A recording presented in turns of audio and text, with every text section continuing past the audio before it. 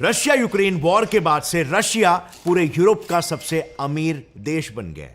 Most Russian banks have been blocked from the SWIFT global payment system.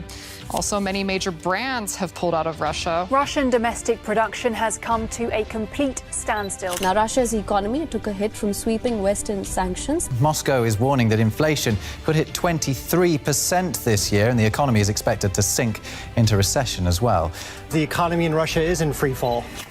लेकिन वहीं पर दूसरे साइड में आज वेस्टर्न कंट्रीज का क्या हाल है? पूरे ईयू में इन्फ्लेशन आ चुका है। ब्रिटेन, जर्मनी, इटली, इन सारे वेस्टर्न पावर्स में तो जगह जगह प्रोटेस्ट, भूखमरी छाई हुई है। सो सवाल यहां पर यह उठता है कि रशिया ने यह मास्टर स्ट्रोक आखिर कैसे खेला? एक जंग जो उसे बर्बाद करने के लिए शुरू की गई थी, उससे रशिया ने अपने ही दुश्मनों को कैसे बर्बाद कर दिया? यस, ये पूरी जंग एक तरह से स्क्रिप्टेड थी यूएसए और ईयू द्वारा, जिसमें यूक्रेन को सिर्फ एक प्यादे की तरह इस्तेमाल किया गया था कुर्बान होने के लिए। On the other hand, Russia तो खुद ये जंग लड़ना भी नहीं चाहता था। बहुत ही कम लोग ये जानते हैं कि रशिया और यूक्रेन की काफी गहरी दोस्ती हुआ करती थी। 2013 तक तो दोनों देश एक दूसरे को भाई बुलाते थे, लेकिन ईयू और यूएसए ने सिर्फ और सिर्फ अपने वेस्टेड इंटरेस्ट के लिए इन दोनों भाइयों को सौतेला भाई बना दिया। टू दी एक्सटेंट कि ईयू ने तो यूक्रेन में एक पॉलिटिकल कू भी करवाया और उसी के सहारे यूक्रेन के भीतर अपनी एक पपेट गवर्नमेंट भी एस्टैब्लिश कर दी थी। अब चलो, पॉलिटिशियंस तो रातों रात पलट गए, लेकिन यूक्रेन की जनता ने अपनी विचारधारा आखिर कैसे बदल दी? 2015 में सर्वेंट ऑफ द पीपल नाम की एक टीवी सीरियल रिलीज हुई थी, जिसने यूक्रेन की किस्मत को हमेशा हमेशा के लिए बदल के रख दिया। अब ऐसा क्या था उस टीवी सीरियल में, मैं आपको कुछ ही देर में बताऊंगा, लेकिन ट्रूली मेरे हिसाब से रशिया यूक्रेन वॉर पूरी दुनिया का सबसे मिसअंडरस्टूड वॉर बन गया है। किस हद तक ये स्क्रिप्टेड है बाय यूएसए एंड ईयू और असली रियलिटी कैसे उससे कोसों दूर है, आज मैं एग्जैक्टली यही आपके सामने रखने वाला हूं। So let's begin. So war शुरू होते ही यूरोपियन कंट्रीज और यूएसए ने रशिया पर फ्यूल और इकोनॉमिक सैंक्शंस लगा दिए। इन्होंने रशियन इकोनॉमी को कोलैप्स करने के लिए रशिया को स्विफ्ट पेमेंट सिस्टम से भी बाहर निकाल दिया। We commit to ensuring that a certain number of Russian banks are removed from SWIFT. मतलब उन्होंने रशिया पर डॉलर्स यूज करने पर बैन लगा दिया था। बट ये बात यहां पर वेस्टर्न कंट्रीज भूल गए थे कि वो 3 मेजर चीजों के लिए रशिया पर हेवीली डिपेंडेंट थे, और रशिया ने काफी स्ट्रेटेजिकली उन्हीं 3 चीजों का इस्तेमाल करके यूएसए और ईयू के एकदम जड़ पर अटैक किया। Number 1, fuel. यूरोप को 45% फ्यूल्स यानी कि ऑयल और नेचुरल गैस डायरेक्टली रशिया से ही आता है, और वॉर शुरू होते ही आईएमएफ के हिसाब से, क्योंकि यूरोप रशिया से तेल खरीद नहीं सकता था, तो उनका 80% फ्यूल रातों रात कट ऑफ हो गया, जिससे ऑयल और इलेक्ट्रिसिटी के प्राइसेस उन देशों में रातों रात स्काई रॉकेट होने लगे। आईएमएफ के हिसाब से ये प्राइसेस 15 टाइम्स ज्यादा एक्सपेंसिव हो गए थे। एग्जाम्पल के लिए, जो एलएनजी पहले 75 यूरोस पर मेगावाट आर का मिलता था, वो अब एकदम से 350 यूरोस पर मेगावाट आर का मिलने लगा। Number 2, minerals. अगर आप ओईसीडी के इस लिस्ट में देखोगे तो ये सारे मिनरल्स यूक्रेन वेस्ट को सप्लाई करता था, लेकिन वॉर के बाद रशिया ने उन पर कब्जा कर लिया और उनका सप्लाई ही कट ऑफ कर दिया। अब पूरे यूरोप की refineries, construction sector, manufacturing industry, सब कुछ इन्हीं पर हेवीली डिपेंडेंट थी। यानी कि यूरोप यूक्रेन पर हेवीली डिपेंडेंट था, लेकिन रशिया ने तो यूक्रेन पर ही कब्जा कर लिया, जिससे यूरोप में इन एसेंशियल मिनरल्स की एकदम से शॉर्टेज हो गई और पूरे यूरोप का स्विच एक तरह से रशिया के हाथ में आ गया। Number 3, wheat. एक ऐसा फूड ग्रेन जिस पर पूरा यूरोप डिपेंडेंट है, वो है व्हीट। दुनिया का 10% व्हीट अकेले यूक्रेन प्रोड्यूस करता है, और इसीलिए उसे bread basket of the world भी बोला जाता है। उसी तरह दुनिया का तीसरा सबसे बड़ा व्हीट एक्सपोर्टर है रशिया।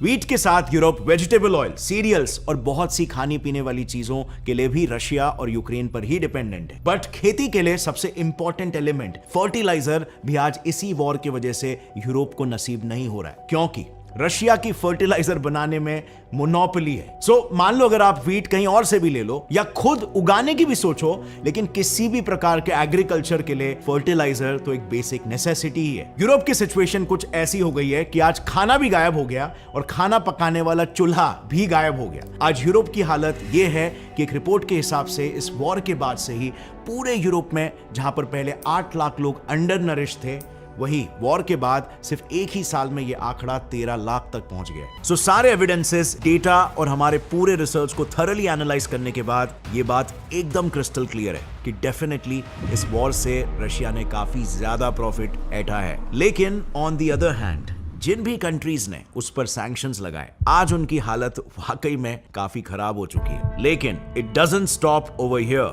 कि आखिर यूएसए और ईयू ने यूक्रेन को वॉर में क्यों ढकेला, उनका इसमें क्या फायदा था।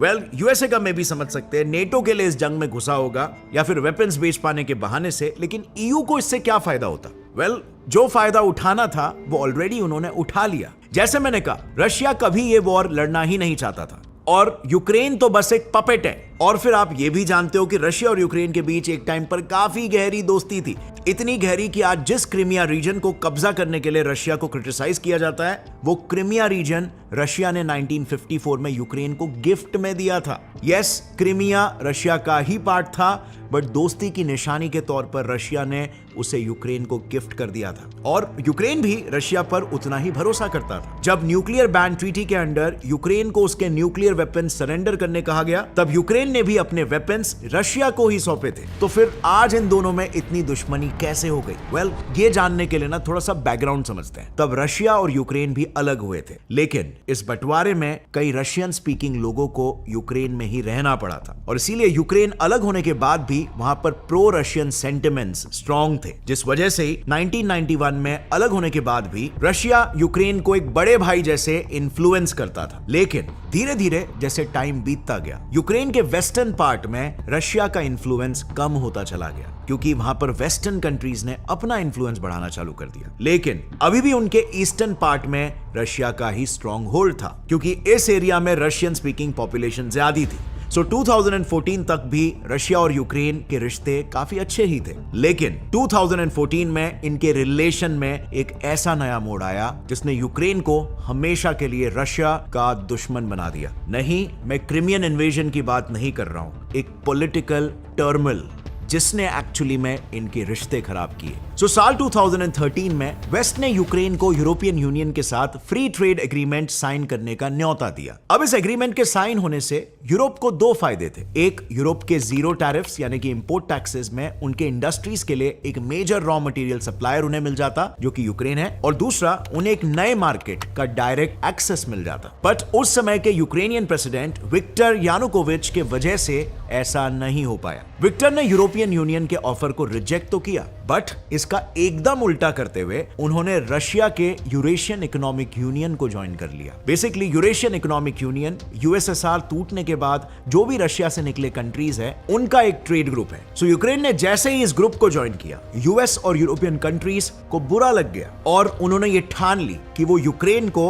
अपने झांसे में मैनिपुलेट करके रहेंगे। सबसे पहले इन वेस्टर्न कंट्रीज ने वेस्टर्न यूक्रेन में रहने वाले लोगों के थ्रू पूरे यूक्रेन में प्रोटेस्ट करवाए, क्योंकि वो ऑलरेडी काफी वेस्टर्न इन्फ्लुएंस्ड हो चुके थे। जिसके बाद मेजर फ्रेंच न्यूज आउटलेट्स ने इन प्रोटेस्ट को यूएस बैक्ड बताया। यूएस और ईयू बैक्ड इन प्रोटेस्ट ने इतना वायलेंट रूप ले लिया कि इसमें 100 से भी ज्यादा सिविलियंस मारे गए थे। इसे देखकर तब के यूक्रेनियन प्रेसिडेंट विक्टर को मजबूरन हार माननी पड़ी और उनको प्रोटेस्ट लीड कर रही ऑपोजिशन पार्टी यूरोपियन सॉलिडेरिटी के हेड पेट्रो पोरोशेंको के हाथों रूलिंग गवर्नमेंट को सरेंडर करना पड़ा। यानी कि दुनिया में खुद को डेमोक्रेसी के फ्लैग बेरर्स बताने वाले वेस्ट ने एक डेमोक्रेटिकली इलेक्टेड गवर्नमेंट का सीधा सीधा कू करवा दिया अपने इलीगल फंडिंग्स के जरिए। इस इंसिडेंट के बाद यूक्रेनियन प्रेसिडेंट विक्टर को अपनी जान बचाने के लिए रशिया भागना पड़ा, क्योंकि पूरा वेस्टर्न यूक्रेन उनके खिलाफ हो गया था। अब अगर आपने ध्यान से ऑब्जर्व किया होगा तो यूक्रेन में प्रोटेस्ट करने वाली पॉलिटिकल पार्टी का नाम यूरोपियन सॉलिडेरिटी है, यानी कि पॉलिटिकल पार्टी यूक्रेन की और नाम यूरोप से सॉलिडेरिटी यानी कि एकता बढ़ाने का। इससे क्लियरली ये पता चल जाता है कि ये कितनी प्रो वेस्ट पार्टी है और इसका सबूत भी पार्टी लीडर पेट्रो पोरोशेंको ने बखूबी दिया। उनके प्रेसिडेंट बनते ही सबसे पहले उन्होंने अपने आका यूरोप से किया वादा पूरा किया। बेसिकली उन्होंने Ukraine European union association agreement यानी कि फ्री ट्रेड एग्रीमेंट साइन कर लिया। एज अ रिजल्ट यूरोप को अब यूक्रेन से जो चाहिए था वो सब मिलना चालू हो गया, जैसे आयरन, स्टील, माइनिंग प्रोडक्ट्स, ये सब कुछ एकदम कम भाव में मिलने लगा। ये आप इससे समझ सकते हो कि जहां पर 2014 के पहले रशिया यूक्रेन का सबसे बड़ा ट्रेडिंग पार्टनर हुआ करता था, बट इसके बाद ईयू यूक्रेन का सबसे बड़ा ट्रेडिंग पार्टनर बन गया। बट न्यूली पावर में आए यूक्रेनियन प्रेसिडेंट पेट्रो ने यूरोप को खुश करने के चक्कर में अपने नेबर और पुराने दोस्त रशिया से ही दुश्मनी लेना चालू कर दी थी। पहला डिस्प्यूट चालू हुआ यहां इस मैप में दिखने वाली रशियन गैस पाइपलाइन से, जो यूक्रेन से होते हुए यूरोप जाती है। रशिया इस पाइपलाइन का रेंट पे करता था। इनफैक्ट पिछले 2 सालों से दोनों कंट्रीज के बीच वॉर होने के बाद भी रशिया सालाना 1 to 1.5 बिलियन डॉलर्स का एनुअली रेंट यूक्रेन को पे कर रहा है। उनके प्रेसिडेंट ने तो इस रेंट को बढ़ाया भी था, बट पावर में आने के बाद उन्होंने यह भी डिमांड करना शुरू कर दिया कि यूक्रेन को इस पाइपलाइन की 51% ओनरशिप दे दो। इसके जवाब में रशिया ने यूक्रेन को उधार में दिए नेचुरल गैस के बिल को चुकाने कहा, और इस पॉइंट से दोनों देशों के बीच रिलेशंस खट्टे होने लग गए। लेकिन रशिया यूक्रेन के रिलेशंस में फाइनल ब्लो 9 जुलाई 2016 को आया, जब नेटो और यूक्रेन ने मिलकर एक कॉम्प्रिहेंसिव असिस्टेंस पैकेज साइन किया। अब ये तो सिर्फ नाम के लिए असिस्टेंस पैकेज था, क्योंकि अगर आप खुद व्हाइट हाउस के वेबसाइट पर देखोगे तो इस असिस्टेंस पैकेज के नाम पर यूक्रेन के लिए 335 बिलियन डॉलर्स के वेपन्स दिए गए थे। अब नेटो क्या है और रशिया उससे क्यों चिढ़ता है, ये आज क्लास 6 का बच्चा बता देगा। ये 30 कंट्रीज का यूएस लेड मिलिट्री ग्रुप है। यूक्रेन को नेटो में ऐड करके रशिया के आसपास अपनी प्रेजेंस बढ़ाना चाहता है, उसे कंटेन और कंट्रोल करना चाहता है, और इसीलिए वो यूक्रेन को एड दे रहा था। बेसिकली आप इस मैप को देखकर समझ सकते हो कि नेटो फोर्सेस के यहां आते ही रशिया का इतना लंबा बॉर्डर डायरेक्टली एक्सपोज हो जाता है। अब ऐसे में रशिया ने ओपनली कई बार यूक्रेन के साथ साथ डायरेक्टली यूरोप से भी रिक्वेस्ट की थी कि वो यूक्रेन को नेटो में इंक्लूड ना करे, बट वेस्ट नहीं माना। नेटो ने इसके बावजूद यूक्रेन को ग्रुप ज्वाइन करने की ऑफर दे दी। लेकिन फिर यहां पर सवाल यह आता है कि यूक्रेन क्यों खुद ही अपने पांव पे कुल्हाड़ी मार रहा है, वो इस जंग के लिए राजी कैसे हुआ? वेल, एक सिंपल से टीवी सीरीज के वजह से। बिल्कुल भी एग्जैजरेट नहीं कर रहा हूं। यूरोपियन यूनियन और यूएसए ने तो यूक्रेन को सिर्फ जंग के दरवाजे तक ले जाकर छोड़ा था, एक टिपिंग पॉइंट तक लेकर गए थे, बट यूक्रेन की ही एक टीवी सीरीज ने यूक्रेन को सीधा जंग लड़ने पर उतार दिया। अगर ये वीडियो का क्लिप आपको पसंद आया तो पूरी वीडियो चेक करना मत भूलना, लिंक नीचे डिस्क्रिप्शन में है।